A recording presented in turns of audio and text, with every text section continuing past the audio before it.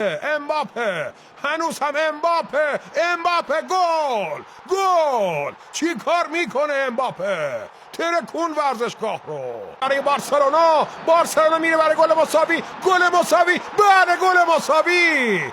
کی میزنه؟ ستاره این تیم یامال دروازه رو باز میکنه و بره به وی ای آر و پنالتی.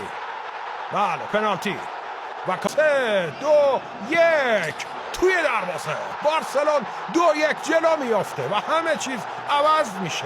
یه موقعیت دارن میرن برای گل سومشون، یه ضربه سر توی دروازه میترکونه ورزشگاه رو.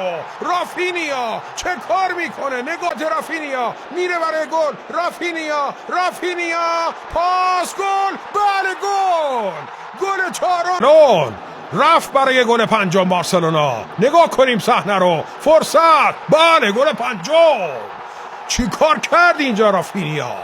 شده همون. حال امیدوار خواهد شد. رودریگو میزنه و گل توی دروازه.